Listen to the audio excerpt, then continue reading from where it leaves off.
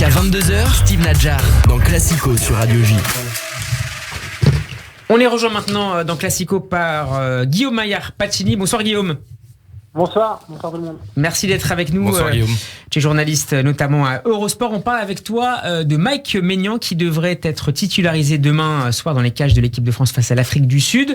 C'est le résultat de sa saison très réussie au Milan AC, leader de Serie A. Guillaume, est-ce que c'est le meilleur gardien du championnat italien cette saison ? Déjà, il y a quelques chiffres quand même qui pourraient le laisser à penser, parce qu'il faut rappeler quand même que c'est déjà une référence en Italie. Il a le pourcentage de tir arrêté le plus élevé en Serie A, derrière Ospina qui évolue Napoli, et il a le pourcentage le plus élevé de clean sheet. Donc ça laisse quand même penser l'énorme saison que réalise Mike Maignan à Milan. Il a réussi à faire oublier un gardien que maintenant vous connaissez bien en France, c'est Gigio Donnarumma qui est au PSG, et c'était pas une mince affaire parce que c'est un enfant du club quand même à Milan. Mais c'est vrai que vraiment du côté du leader de Serie A, on est vraiment impressionné par le gardien qu'il est déjà, et par la personnalité surtout. Il a une personnalité assez forte, un caractère assez trempé, et c'est vraiment déjà un leader du groupe du Milan. Et moi, de ce qu'on me dit du club, c'est voilà, au bout de quelques mois, c'est déjà imposé. Et c'est vrai que tous les témoignages vraiment de ses coéquipiers le laissent penser c'est un leader de ce groupe-là. Est-ce qu'on a été surpris à Milan et de manière générale en Italie par ce niveau de performance de Mike Maignan, champion par ailleurs de France l'année dernière avec Lille ? Oui, forcément, parce que alors moi je le suivais bien évidemment à Lille, en Italie un peu moins, et c'est vrai qu'on se demandait comment Milan allait pouvoir rebondir après le départ un peu, on va dire, en cambolesque de Donnarumma. Maignan était recruté autour de 16 millions d'euros, de 15 millions d'euros plus de bonus, il me semble. Donc, on va dire que ça ressemblait déjà à une affaire. Aujourd'hui, c'est confirmé. Mais en tout cas, oui, l'Italie a été surpris parce que c'est un gardien qu'on ne connaissait pas vraiment. Et ce qui impressionne vraiment, au-delà de ses performances, elles sont vraiment très bonnes avec Maignan, c'est vraiment la personnalité du joueur qui vraiment guide déjà tous ses défenseurs et un patron du vestiaire.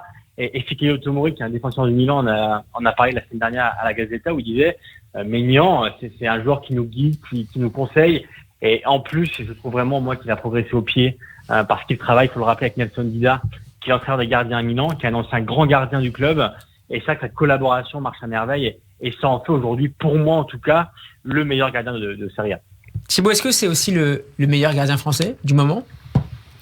Écoute, ce qui est sûr, c'est que la succession de Lloris, il faut s'y mettre, quoi. Moi, j'ai toujours pensé que c'était un mauvais choix de carrière pour lui d'aller à Tottenham. Moi, je l'avais beaucoup suivi à Nice et à Lyon. Il avait eu une première tentative de départ au Milan, puis finalement, ça s'était pas fait. Et depuis qu'il est arrivé à Tottenham, il a progressé sur les sorties aériennes, c'est vrai, mais au pied, j'ai pas eu une très grosse progression. Et je trouve que c'est dommage, parce que c'était un gardien extraordinaire, Lloris, quand il était dans ces deux clubs-là. Je pense que Mike Maignan a pas fait l'erreur qu'a fait Lloris. C'est-à-dire qu'il a une vraie progression, parce que de Lyon à Tottenham, la progression sportive, elle est quand même pas aussi claire qu'entre Lille et l'AC Milan actuel. Donc ce qu'on voit de Mike Maignan, c'est ce qu'on n'a pas vu chez Lloris. Et peut-être que Lloris, il a progressé au pied aussi, mais il me semble que il est temps de préparer l'avenir. C'est un dossier extrêmement compliqué. Mais l'avenir, c'est quand pour Lloris ? C'est après la Coupe du Monde, enfin la titularisation de non, la titularisation de Maignan, je pense qu'elle est acquise pour demain soir. Mais au-delà de ça. Au-delà de ça, c'est le plus rapidement possible. Il peut se passer plein de choses avant la Coupe du Monde en novembre. Il faut qu'il y ait une concurrence entre les deux joueurs. La difficulté, c'est le statut de Lloris dans cette équipe-là. Et ça se passe toujours mal, en fait, quand les gardiens sont capitaines, quand ça finit toujours mal. J'ai l'exemple en tête d'Iker Casillas au Real, ça s'est très mal fini. Justement parce que si tu les mets en concurrence, on dit bah oui mais il a un statut quand même, et si tu le mets pas en concurrence, on dit oui mais son statut, est-ce que c'est pas contre-productif avec l'équipe de France? C'est un peu le même débat qu'on avait à l'époque avec Barthez et Coupet, c'est pareil. Coupet, surtout sur l'année de Coupe du Monde, c'est l'année 2005-2006, Coupet est énorme sur cette saison-là, et sportivement il est largement au-dessus de Barthez à ce moment-là, et ça s'était très mal fini à Tignes, notamment Coupet qui avait quitté la concentration, qui finalement était revenu, parce que ça avait été un peu mal géré aussi, parce que tu sais pas si tu sélectionnes un statut, tu sélectionnes un joueur. Et Barthez était pas capitaine, mais il était dans les petits papiers de Zidane, et il était dans les 3-4 cadres.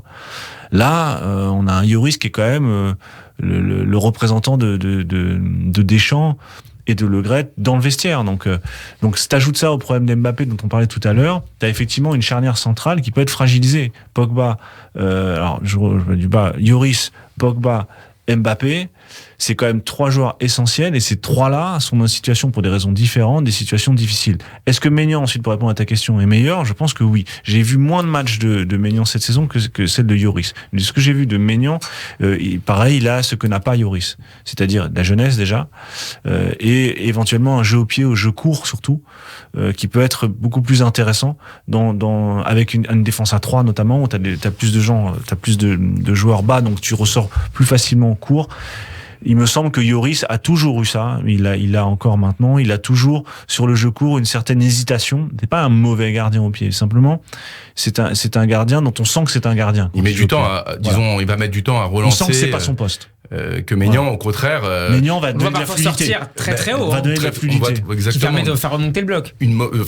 Ça rentre un petit peu dans le cadre de ce que le fil conducteur de l'émission, c'est-à-dire que la modernisation ou pas de l'équipe par rapport aussi aux gardiens, finalement, ça compte aussi. Il y avait dans les 3 joueurs que tu as cités, je mettrais aussi Varane, qui lui aussi tout à fait, est dans une position. Et tu as raison, c'est toi qui l'as dit, et c'est effectivement c'est la colonne vertébrale de l'équipe. Hein. Et c'est vrai que Maignan, là, tout a été dit, il est une progression incroyable. Si on regarde un petit peu la progression depuis qu'il joue à Lille, c'est vraiment des clean sheets tous les ans de 50%, ce qui est vraiment très très rare. Il a un super niveau. Maintenant, est-ce que Deschamps osera sortir Lloris, qui alors là pour le coup est vraiment son relais dans les vestiaires? Je suis pas certain. En fait, ça dépend de la. À Tottenham aussi. De Tottenham, parce que déjà, il a failli par signer. Là, il vient de re-signer.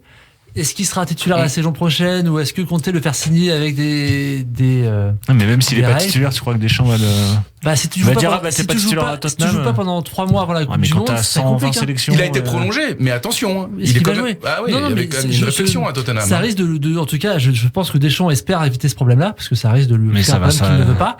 Et je pense que le seul problème qu'il peut avoir, c'est si Lloris joue pas, parce que malgré tout, en Coupe du Monde, même si Lloris a prouvé évidemment qu'il avait la compétence, mais moi Lloris, j'ai toujours été très, c'est dur de critiquer aujourd'hui parce que la carrière qu'il a fait, mais avant qu'il gagne la Coupe du Monde, j'étais plutôt critique. Quand il a gagné, il a quand même fait un super arrêt contre l'Uruguay qui a mérité son trophée, mais il a fait la plus grande cagague de l'histoire du football en finale de la Coupe du Monde. Mais bon, on menait ce mais j'ai toujours trouvé que Lloris était plus en fait, Lloris, il est arrivé à une période pour moi où il avait le bon rôle, il avait le bon positionnement par rapport à ce que l'équipe de France avait besoin, ce qu'il a voulu le capitanat, parce que pour moi Lloris c'est un capitaine, et c'est un peu le problème des capitaines qu'on a en France en général, c'est pareil avec Marquinhos au PSG, mais les capitaines qui présentent bien, mais qui peut-être manquent d'impact et de force. Lloris, il arrive à l'avoir avec son ancienneté, entre guillemets, son statut peut pas être remis en cause, 120 sélections, malgré tout, quoi qu'on en dise, c'est magnifique. Mais voilà, il y a toujours une interrogation sur Lloris. Guillaume, pour revenir à Maignan, le Milanais, est-ce que les Italiens l'ont découvert l'année dernière lors du match contre Lille en Coupe d'Europe? Oui, Paolo Maldini l'avait dit, qu'il l'avait déjà impressionné, Stefano Pioli, l'entraîneur du Milan aussi. Vous parlez de clean sheet, Maignan, en précision, c'est quand même 11 clean sheets sur 23 matchs cette saison, donc c'est quand même un niveau assez énorme. Et il faut rappeler aussi la blessure au poignet en octobre, où les médecins parlaient de 10 semaines. Et lui, qui est mentalement très costaud, qui est vraiment un féru de travail de ce qu'on veut dire à Milan, est revenu au bout de 5. Donc c'est vraiment quelqu'un qui a un mental assez impressionnant. Mais en tout cas, oui, c'est sûr que lors de ce Milan-Lille, où les Lillois avaient fait porte à pression, et il n'y avait pas que Mike Maignan, il y avait aussi Renato Sanchez, et on pourra probablement en reparler dans le futur, notamment l'été prochain, qui avait tapé dans l'œil des joueurs du Milan. Mais c'est vrai qu'à l'époque, Milan s'est toujours préparé au départ de Donnarumma parce qu'il le sentait, parce que et j'ai cru lire, en tout cas cru comprendre, Guillaume, alors je ne sais plus si c'était sous ta plume d'ailleurs, que les Milanais l'avaient recruté et que certains avaient envisagé que c'était un moyen de faire pression sur le camp de Donnarumma. Entre autres parce que en fait Milan attendait déjà de savoir s'il allait se qualifier pour la Ligue des Champions à l'époque, et Donnarumma aussi. Mais c'est vrai que rapidement, c'était quand même un feuilleton Donnarumma-Milan qui a duré pendant des mois, voire des années. Et à la fin, Milan s'est un peu lassé de Mino Raiola, de ses facéties. Et quand il y a eu un gardien comme Mike Maignan, l'occasion s'est présentée parce qu'il lui restait un an de contrat à l'époque avec Lille, pouvoir le recruter à 15 millions d'euros. Aujourd'hui, forcément, il en vaut au moins le double. Donc voilà, ça ressemble quand même à un gros coup pour Milan. Et aujourd'hui, je peux vous assurer qu'à Milan, personne ne regrette Donnarumma. Et faire oublier Donnarumma à Milan, c'était une performance quand même assez dur avant l'arrivée de Maignan. Et c'est vrai que Maignan est parvenu parce qu'il a été aussi décisif dans les gros matchs, dans le derby notamment contre la Juve, contre Naples. Enfin voilà, c'est vraiment un gardien. Vous parliez. Est-ce que c'est pour maintenant, pour plus tard en équipe de France, en connaissant Deschamps, et moi je pense qu'il va conserver Lloris jusqu'à la Coupe du Monde. Mais je pense qu'après Maignan honnêtement est prêt. Et aujourd'hui, quand on voit son niveau du côté du Milan, qui est leader de Serie A, qui pourra probablement gagner le Scudetto, moi j'ai aucun doute sur le fait que la relève est largement assurée après Lloris. C'est le dernier exemple de la grande tradition des gardiens français, Thibaut.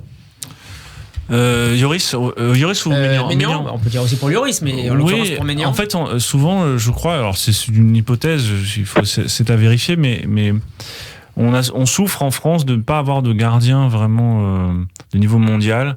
Après le duo Barthez-Lama, on n'a plus véritablement de duel. Et il me semble que c'est dans les duels que les gardiens se renforcent. Regarde le Brésil, ils ont deux gardiens très forts. Et je pense que ce qu'il faudrait, c'est trouver un vrai rival à Maignan. Qui ne sera pas Areola. Qui ne sera pas Areola. Bah non, sa carrière parle pour lui. Et ça, c'est un premier point. Et deuxième point, est-ce qu'une Coupe du Monde, c'est l'occasion d'une retraite pour un joueur? Est-ce qu'on peut... Alors, il y a eu Zidane, qui est un cas un peu à part. Mais il y aura Messi, probablement. Ouais, est-ce qu'on peut, sur un gardien de but... Moi, je pense, j'ai des souvenirs de Peter Shilton vieillissant, catastrophique, parce qu'un gardien, ça baisse pas progressivement, ça baisse d'un coup. C'est d'un coup, et c'est le ballon qu'il fallait prendre qu'il prend pas. Tu l'as pas trouvé bon au dernier match? Je trouve toujours très bon sur sa ligne. Le but, il le prend, c'est vrai qu'il le prend sur une erreur quand même. Non, mais c'est pas là-dessus. C'est plus sur sa ligne. Il a toujours été très bon, Lloris. Et ça, les réflexes, tu les perds pas. En revanche, c'est le temps de réaction, c'est le jeu au pied, c'est la capacité d'anticipation. Surtout quand tu vois Maignan. Voilà. Alors justement, Guillaume, un dernier mot. Quels sont les axes de progression de Mike Maignan? Alors honnêtement, c'est un gardien quand même qui est très complet, surtout qu'il arrive aujourd'hui dans la force de l'âge. Alors le jeu au pied, on l'a dit, il a progressé. Il faut rappeler quand même qu'il a donné une passe décisive cette saison pour Rafa Leao, donc ça laisse quand même imaginer le gardien qu'il est devenu. Je pense qu'il peut peut-être progresser un peu dans la concentration parfois, mais honnêtement, c'est vraiment un gardien qui souffre de peu de défauts et qui arrive dans un âge où aujourd'hui il est prêt vraiment à faire le grand saut. Il l'a fait l'été dernier, et vraiment, ce qui impressionne du côté de l'Italie, c'est comment il a remplacé Donnarumma, qui était à l'époque, alors aujourd'hui, depuis le drame de jeudi dernier, voilà, c'est peut-être un peu redescendu, mais en tout cas, c'était, on va dire, l'enfant prodige du foot italien. Et c'est vrai qu'à Milan, longtemps, on s'est demandé, mais comment vont-ils le remplacer? Comment remplacer un gardien aussi encombrant et aussi fort que Donnarumma?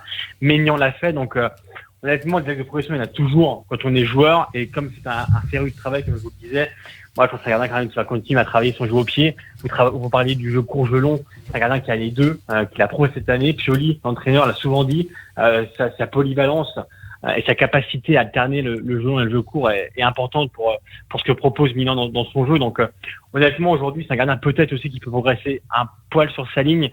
Mais en tout cas, c'est vraiment des petites corrections parce qu'honnêtement, c'est un gardien qui est vraiment, si je devais le résumer en un mot, c'est impressionnant. Voilà, il est vraiment impressionnant et toute l'Italie est tombée sous son charme. Juste dernière chose, oui, tu peux raisonner sur le gardien que tu veux à partir du moment où tu sais comment tu vas jouer. Un gardien, alors il y a des qualités universelles. Un gardien qui est mauvais pour attraper le ballon avec la main, c'est un mauvais gardien évidemment. Mais c'est un peu la réflexion qu'il y a eu à Marseille, c'est en début de saison. Là, la question c'est de savoir c'est quoi ton modèle de jeu, comment tu veux évoluer. Lloris, il est d'une génération intermédiaire des gardiens, qui était une génération qui est après le changement de règles, mais qui a pas eu le changement de modèle de jeu du jeu de position. Maignan, lui, il l'a appris. Le jeu de position fait que tu es obligé d'avoir des gardiens qui soient très à l'aise. C'est pas non seulement qu'ils soient à l'aise, c'est que ce soit d'abord des joueurs de pied. Thibaut, je te coupe, il nous reste 35 secondes. Guillaume Maillard-Patini, merci beaucoup d'avoir encore été avec nous. Et à bientôt dans Classico. Bonne soirée. Thibaut Lepala, on n'a plus le temps pour le quiz, c'est dommage, on en a fait un tout à l'heure déjà. Merci encore d'avoir été avec nous ce soir. On peut t'écouter très régulièrement chez nos amis de l'Afterfoot sur RMC. Alexis, merci. Dom, merci à toi. Classico à réécouter en podcast sur radioj.fr. Tout de suite, la soirée continue sur Radio J avec Avner Azoulay. À lundi prochain.